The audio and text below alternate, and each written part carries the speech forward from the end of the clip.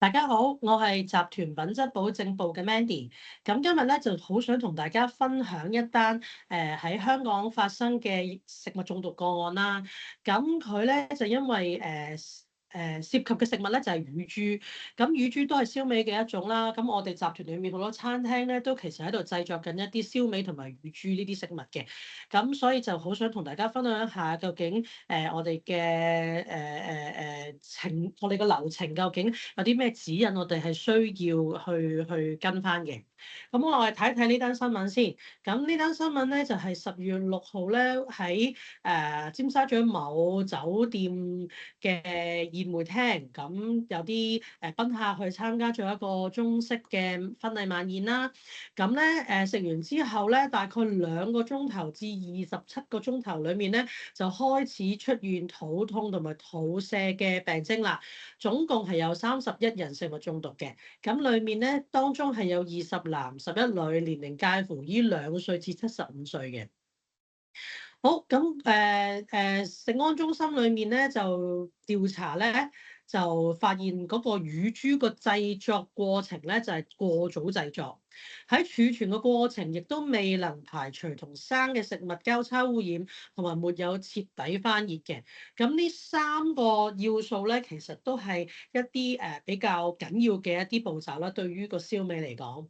咁所以咧我都想同大家分享一下，而家我哋去做一個燒味嘅流程嘅時候，有啲咩係要注意㗎啦。好啦，咁大家而家睇到咧，就係食物安全中心俾我哋業界嘅一啲食物指引，關於燒味啦。好啦，咁呢啲引言我哋就唔多講啦，因為都係我哋好常見嘅香港嘅食物嚟嘅。咁有關燒味嘅常見食安問題有啲咩咧？第一咧就係因為大家都知道嗰個燒味，我哋醃完之後啦，或者上完皮啊呢啲咁嘅過程之後咧，都係需要一個風乾過程嘅。咁風乾咧就好緊要嘅。咁但係如果個風乾過程唔衛生咧，就大件事啦。咁例如咧，你又可以睇到張圖啦，譬如個冷氣冇洗乾淨，吹啲細菌出嚟，風扇又有塵，咁跟住之後咧，又有睇下有啲咁嘅蟲害問題啦。咁因為始終都可能我哋要風乾一段時間啦，咁亦都晏晝嘅時候，可能師傅落咗場啦。咁如果冇人睇到嘅時候，有呢啲咁嘅污染，大家都唔會知道喎。咁另外就係個風乾時間過長啦。咁陣間會最後講一講，咩長咧？究竟1個鐘頭長、2個鐘頭好長，定5個鐘頭、8個鐘頭？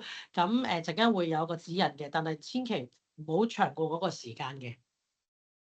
咁另外運送過程啦，咁運送過程我哋自己喺我哋集團裏面咧，即係其實冇一個運送過程嘅。咁但係有啲情況都可能我哋買燒味翻嚟啦，咁我哋就要睇下個供應商究竟佢哋嗰架車啊、個溫度啊、有冇污糟邋遢啊，呢啲情況我哋都係需要去注意嘅。好啦，咁設備不潔和個人衛生欠佳。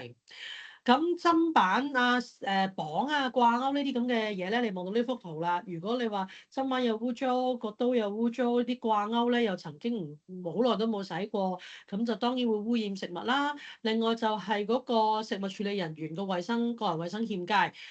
好似呢位廚師咁啦，佢手上面有傷口又唔黐好，黐咗膠布又唔戴手套，手上面嘅金黃葡萄球菌全部都傳晒落去個燒味嗰度，把刀又唔知乾唔乾淨，係咪？跟住之後講嘢啦，一路做嘢一路講嘢，噴晒口水啦，又流晒汗啦，又唔戴髮網啦，咁呢啲情況全部都會污染我哋嘅食物嘅。好啦，咁咧其實咧呢個嘅燒味咧，我哋個肉製品咧，其實係以攝氏200度以上去烤熟嘅。其實喺呢個溫度裏面咧，個肉類係完全徹底煮熟咗㗎啦，細菌亦都被消滅。但係因為煮完到去到個客人嘅手上面咧，都仲有多重嘅加工處理嘅。咁就算喺我哋嘅情況之下，冇運送冇包裝咧，都有展示同埋斬件嘅。咁所以咧，喺呢個情況咧，會增加咗呢個嘅交叉污染嘅風險啦。喺室溫存放太久，亦都會容易滋生細菌。所以我哋就應該喺呢個情況裏面咧，就好好地處理我哋嘅監控我哋嘅食物啦。譬如喺製作方面，我哋第一個要點就係有個計劃啦。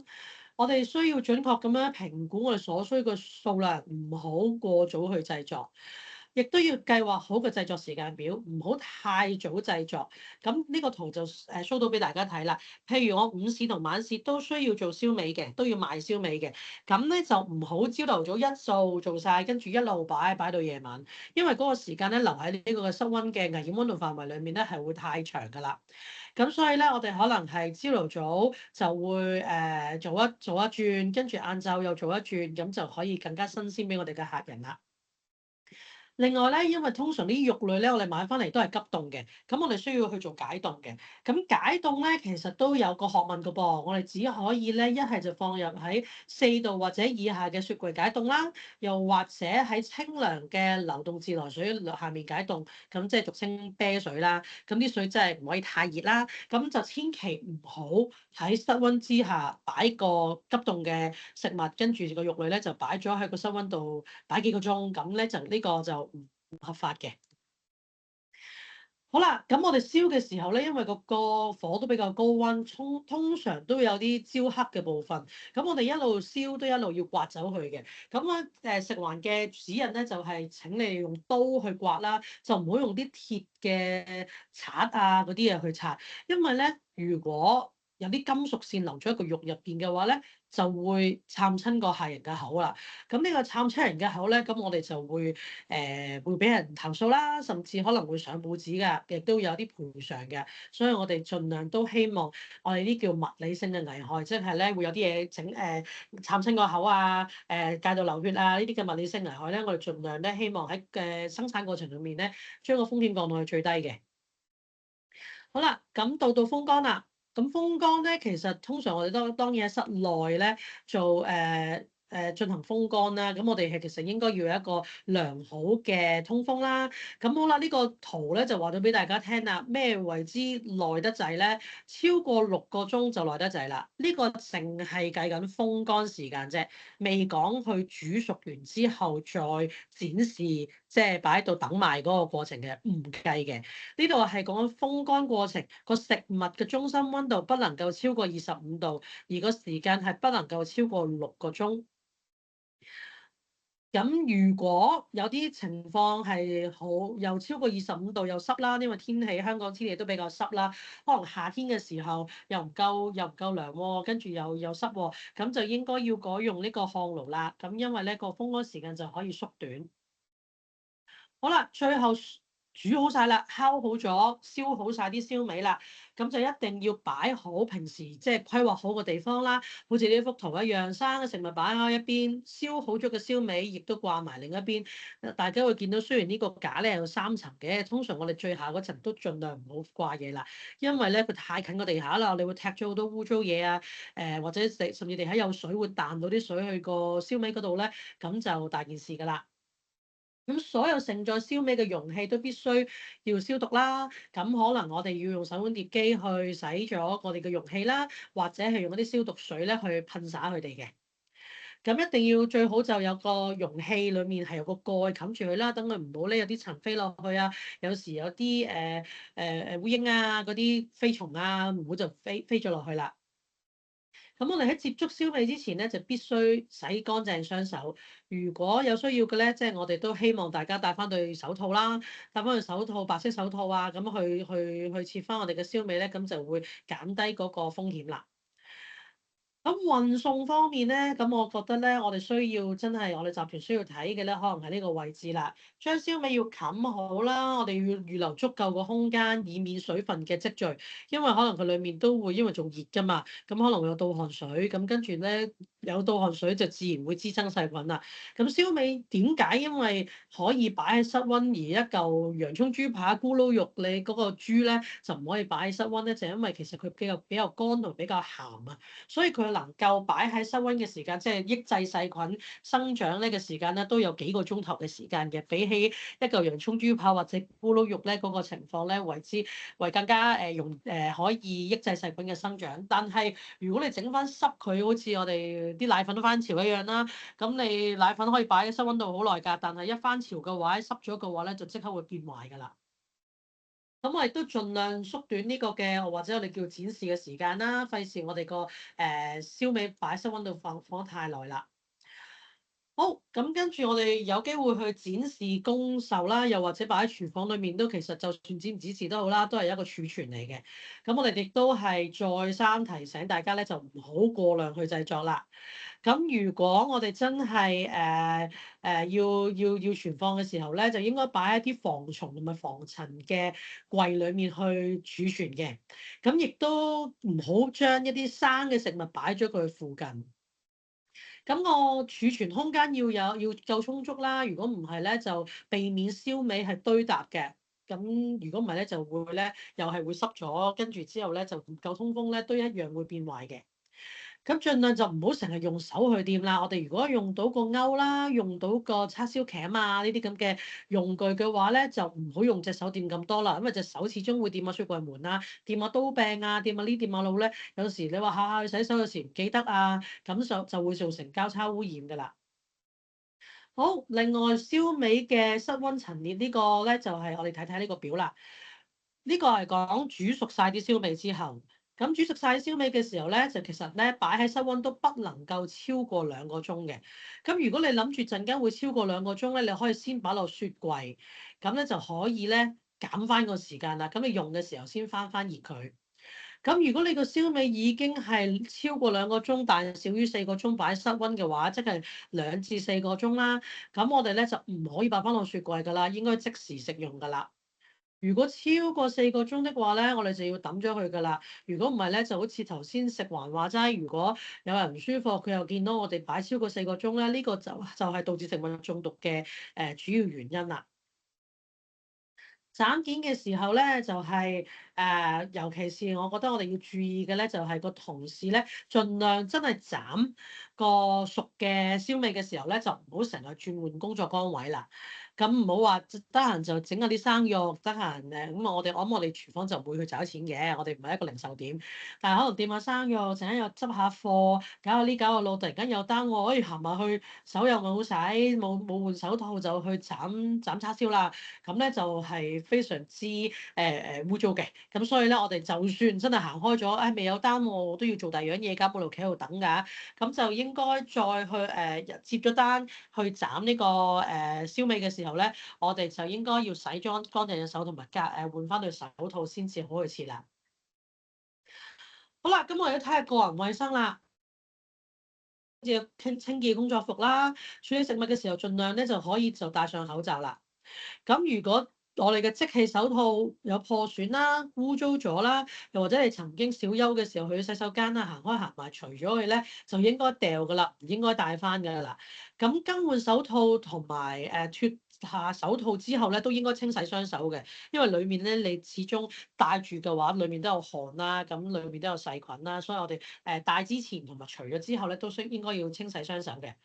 咁處理食物之前，去完洗手間之後，或者掂咗啲唔乾淨嘅嘢之後，例如清理咗垃圾啊、掂咗金錢啊，亦又或者我想提下大家，就係我哋而家成日工作需要都會掂電話嘅，做下嘢掂個電話真係無可厚非，呢個都係唔乾淨嘅嘢。掂完之後請你徹底洗手，用梘液搓手最少20秒。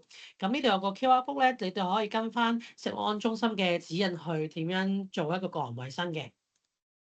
如果有外露嘅傷口嘅話咧，請你黐上膠布啦，亦都要戴上手套。如果唔係咧，就一係我哋嘅金黃葡萄球菌咧會帶咗落食物度，你